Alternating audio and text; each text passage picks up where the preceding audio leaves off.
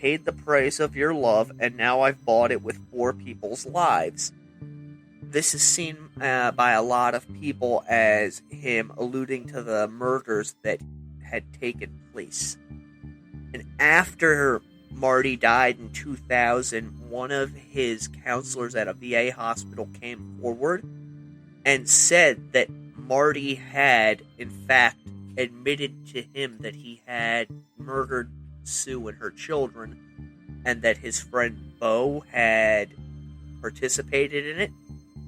And he cited client-patient confidentiality as the reason why he did not come forward.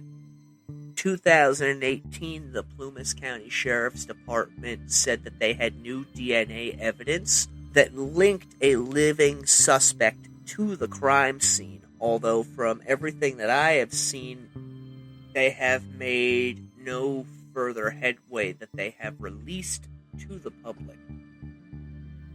So that's the Keddie murders. I mean, there's a lot more to this case than what I was able to fit into, 45 minutes or so. A lot of it's really tedious, minute things.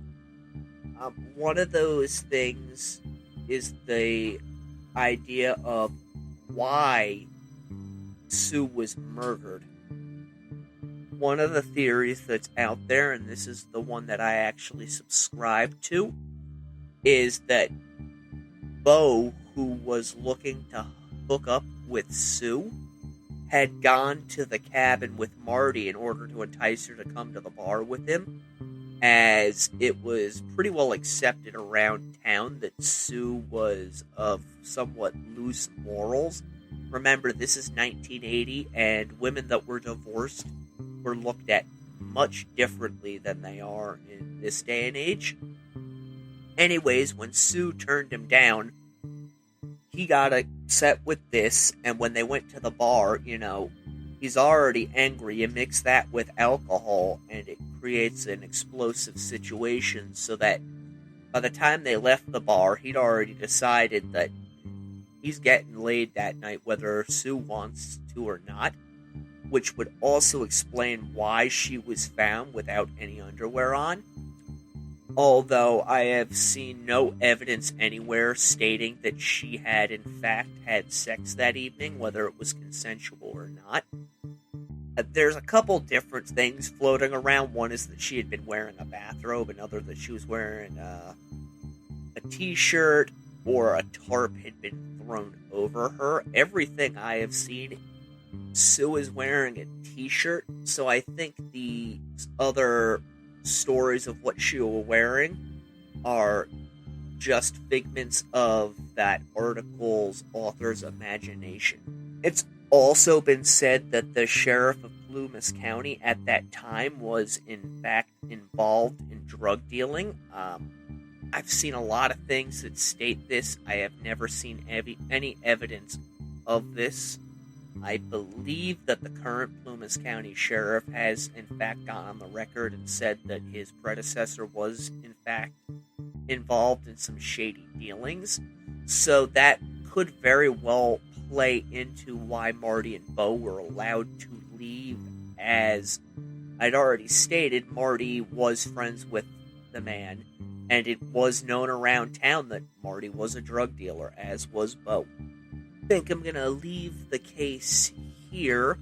If anybody is interested in discussing the case further, maybe throwing out some theories of your own, there is a Facebook group. Just search for Ian Totten Author and look in the tabs on that page. You'll see one for groups. There's a Deathcast group on there. I think right now we're about 155 members.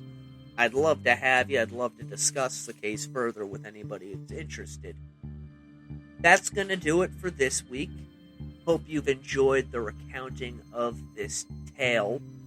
There really isn't any books that I could find on Keddie, so I'm going to throw one out of left field for a book of the week this week, and that's the book Deliverance by James Dickey. That's the book that the movie was based on. Dickey actually played the sheriff who's at the end of the movie. It is the absolute best book I have ever read, so if you have an opportunity to pick up a copy of it, give it a read. It's a lot more than two hillbillies raping a guy's out in the middle of the woods. Till next week, stay safe and stay morbid.